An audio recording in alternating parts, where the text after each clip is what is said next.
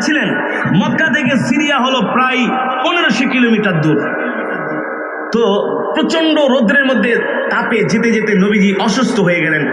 বয়স তো বেশি না। চাচা আবু তালিব তাকায় দেখলেন নবীজি অসুস্থ হয়ে যাচ্ছেন, ঘর্মাক্ত হয়ে যাচ্ছেন। তো নবীজি চাচা আবু তালিব বুদ্ধি করলেন যে ভাতিজাকে কোনো একটা জায়গায় নিয়ে একটু ঠান্ডা জায়গায় একটু বিশ্রাম করাতে হবে। কিন্তু মরুভূমি, গাছপালা তো নাই, কোথায় বসবে, কোনো জায়গা নাই। চাচা আবু তালিব তাকায় দেখে জর্দানের কাছাকাছি একটা মরুভূমির সাইড দিয়া মরুভূমির মধ্যে একটা মৃত গাছ। কি গাছ? মৃত গাছ। চাচা আবু তালিব নবীকে নিয়ে সেই মৃত গাছের নিচে আল্লাহর পয়গম্বরকে বসাইলেন। নবীজি বসার সাথে সাথে মৃত গাছ জিন্দা হয়ে গেছে। শুধু জিন্দা হয় নাই, গাছ থেকে সবুজ পাতা গজায়া নবীজিকে ছায়া দেওয়া শুরু করেছে। আল্লাহু আকবার, জোরে বলেন আল্লাহু আকবার। এখনো পর্যন্ত জর্দানের সেই মরু এলাকায় 1450 বছর আগের গাছ এখনো আছে।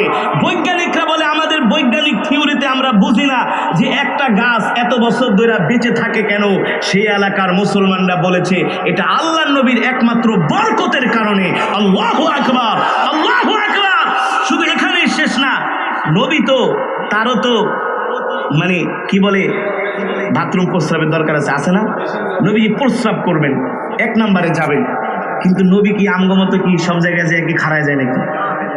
আমরা যেমন চেন খুইলা বসারও দরকার হয় না, একেবারে চেন খুইলা সোজা আমরা খাড়ায় যাই দক্ষিণা বাতাসে, আর কাম সারতে থাকে, আর বাতাসে কত সুন্দর এইসব প্রস্রাবগুলো গায়ে মাখে, মুখে মাখে। কথা কন।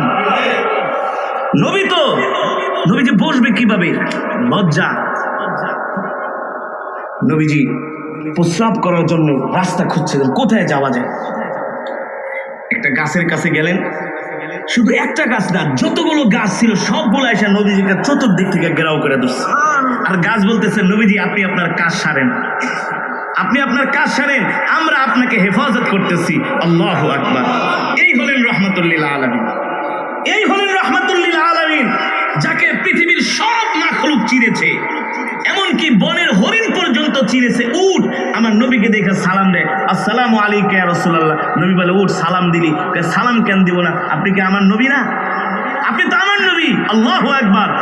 সাহাবীরা দিনের দাওয়াত দেওয়ার জন্য আফ্রিকায় গিয়েছেন। রাতে থাকবেন কোথায়? জায়গা নাই। এক জঙ্গলে গেছে, দলের লোকজন কইতেছে, মিয়া লয়ে এলেন মক্কা থেকে, রাত্রবেলা থাকবো কোথায়? জায়গা নেই। কাই মরুভূমি, এই জঙ্গলের ভিতরে কত বড় বাঘ আছে, ভাল্লুক আছে, অজগর সাপ আছে, খেয়ে ফেলবে তো। হাতি আছে বড় বড়, পাড়া দিলেই তো শেষ। উকবা বিন নাফির রাদিয়াল্লাহু তাআলা বলে, চিন্তা করো না, আমরা কোনো মিথ্যা নবীর দিনের দাওয়াত দেওয়ার জন্য আসি নাই, আমরা সত্য নবীর দাওয়াত দেওয়ার জন্য আসছি। আরে আফ্রিকার জঙ্গলে যা দেখতেছো বাঘ ভাল্লুক, এগুলো সবই নবীর উম্মত। আর আসতে কোন সুবহানাল্লাহ।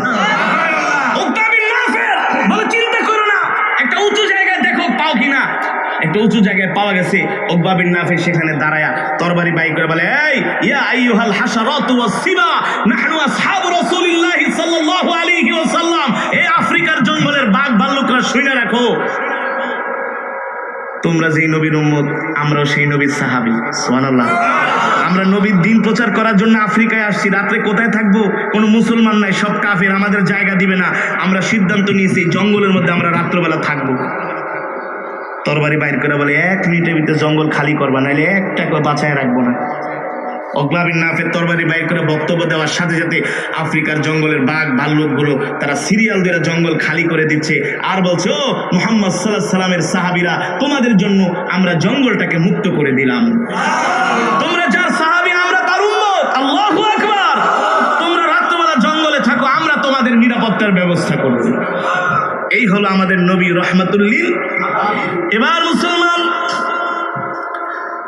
আল্লাহর নবীকে দেখে ওই বকরিটা দাঁড়ায় গেছে, হাঁটতেছে, নবীর সাথে হাইসা কথা বলতেছে। নবী তো কথা বুঝে। ছাগলের বকরির সাথে নবীজি কথোপকথন করতেছে, তুই কয়দিন ধরে অসুস্থ? বলে, এতদিন ধরে। কিন্তু আপনাকে দেখে আমি সুস্থ হয়ে গেছি। আল্লাহু আকবার। উম্মে মাবাদ ঘরের দরজাটা একটু ফাঁকা করে দেখতেছি, বকরির সাথে রহমাতুল্লিল আলামিন কথা বলে। যেই বকরি হাঁটতে পারে না, চলতে পারে না, এখন সেটা সুস্থ হয়ে গেছে, দৌড়ায়, নবীর সাথে খেলা করে। উম্মে মাবাদ বলে, এটা আবার কি দেখলাম? এমন ঘটনা তো জীবনে কোনোদিন। যে বকরি হাঁটতে পারে না, চলতে পারে না, অসুস্থ, সেই বকরি হাঁটতেছে হাঁটতেছে, নবীর সাথে কথা বলতেছে। উম্মে মাবাদ এই দৃশ্য দেখা তিনি অবাক হয়ে গেলেন। উম্মে মাবাদ বলেন, আমি যখন দরজাটা একটু ফাঁকা করে বাহিরের দিকে তাকাইলাম, দেখি আমার উঠানের সামনে, মনে হয় এটা কোনো মানুষ না, মনে হয় আসমান থেকে পূর্ণিমার চাঁদ উদিত হয়েছে।